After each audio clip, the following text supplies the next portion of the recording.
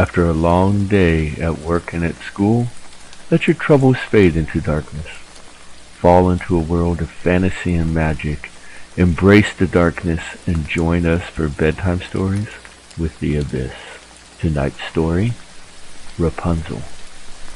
Once upon a time, there was a man and a woman who had long wished for a child, but had never received one. Finally, however, the woman came to be with child. Through the small rear window of the couple's house, they could see into a splendid garden that was filled with the most beautiful flowers and herbs. The garden was surrounded by a high wall, and no one dared enter, because it belonged to a sorceress who possessed great power and was feared by everyone. One day, the woman was standing at this window, and she saw a bed planted with the most beautiful Rapunzel. It looked so fresh and green that she longed for some. It was her greatest desire to eat some of the Rapunzel. This desire increased with every day, and not knowing how to get any, she became miserably ill. Her husband was frightened and asked her why she was doing so poorly.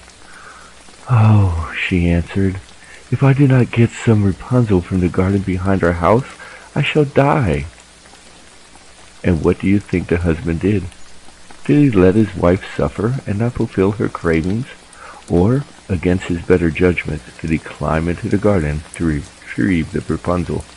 The man, who loved her deeply, thought, "Before you let your wife die, I must get her some of the Rapunzel, whatever the cost." So, just as it was getting dark, he climbed over the high wall into the sorceress's garden, hastily dug up a handful of Rapunzel, and took it to his wife.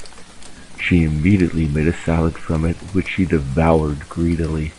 It tasted so very good to her that by the next day her desire for more had grown threefold.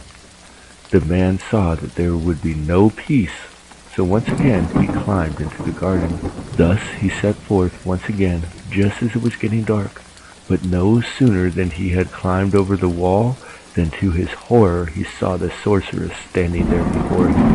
She scolded him fiercely for daring to crawl into her garden. "How can you dare," she asked with an angry look, "to climb into my garden and, like a thief, try to steal my Rapunzel? You will pay for this." "Oh," he answered, "let mercy overrule justice. I came to do this out of necessity. My wife, she saw your Rapunzel from our window, and such a longing came over her that she would die if she did not get some to eat."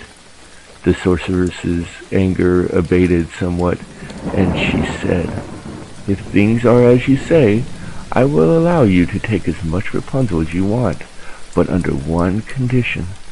You must give me the child that your wife will bring into the world.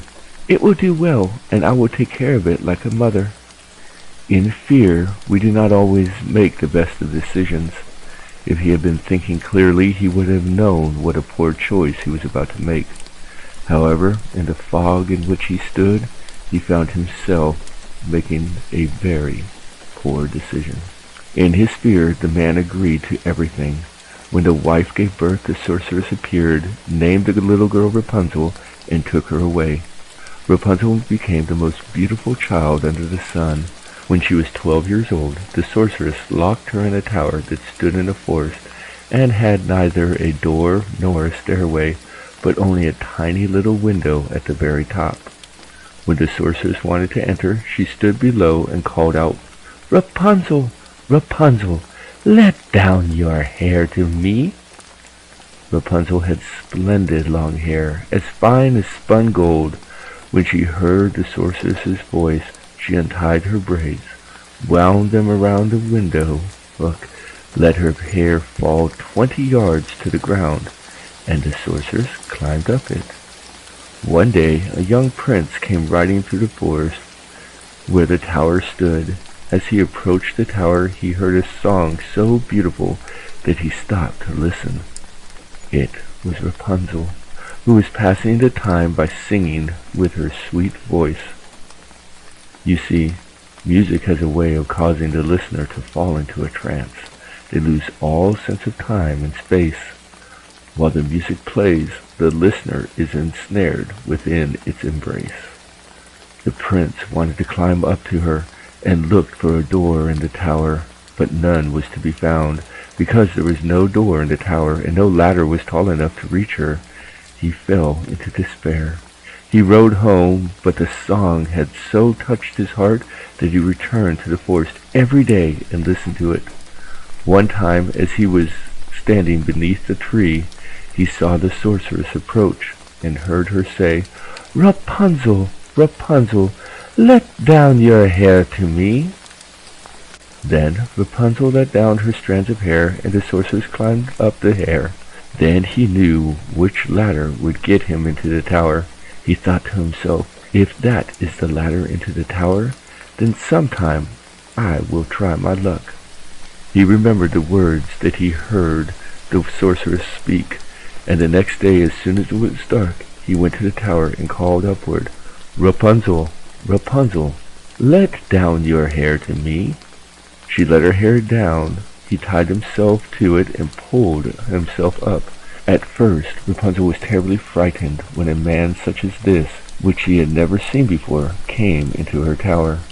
However, the prince began talking to her in a very friendly manner, telling her that his heart had been so touched by the singing that he could have no peace until he had seen her in person. Then Rapunzel lost her fear, and when he asked her if she would take him as a husband, she thought, "He would rather have me than he would old Frau Gothel?" She said yes, and placed her hand into his. She said, "I would go with you gladly, but I do not know how to get down. Every time that you come, bring a strand of silk from which I will weave a ladder. When it is finished, I will climb down, and you and I can take off on your horse." They arranged that he would come to her every evening, for the old woman came by day. The sorceress did not notice what was happening until one day Rapunzel said to her, "Frau Gothel, tell me why it is that you are more difficult to pull up than the young prince who will be arriving any minute now." "You godless child," cried the sorceress. "What am I hearing from you? I thought I had removed you from the whole world, but you have deceived me nonetheless." In her anger, she grabbed Rapunzel's beautiful hair, wrapped it a few times around her left hand, grasped a pair of scissors with her right hand, and snip, snap, cut it off. Then she sent Rapunzel into a wilderness where she suffered greatly, and where after a time she gave birth to twins, a boy and a girl.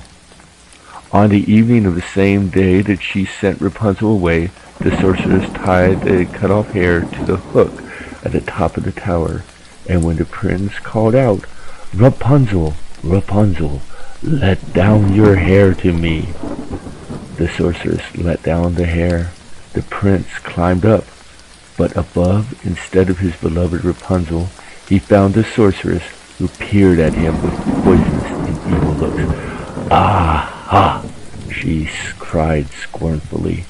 "You have come for your mistress, darling, but that beautiful bird is no longer sitting in her nest, nor is she singing any more. The cat got her, and will scratch your eyes out as well. You have lost Rapunzel. You will never see her again." The prince was overcome with grief, and in his despair he threw himself from the tower. He escaped with his life, but the thorns into which he fell poked out his eyes. Blind, he wandered sorrowfully about the forest, eating nothing but grass and roots, and doing nothing but weeping and wailing over the loss of his beloved wife. Thus he wandered about miserably for some years, finally happening into the wilderness where Rapunzel lived miserably with the twins that she had given birth to. He heard a voice and thought it was familiar. He advanced toward it, and as he approached, Rapunzel recognized him, and crying, threw her arms around his neck. 2 of her tears fell into his eyes, and they became clear once again, and he could see as well as before. He led her to his kingdom, where he was received with joy, and for a long time they lived happily and satisfied. The end.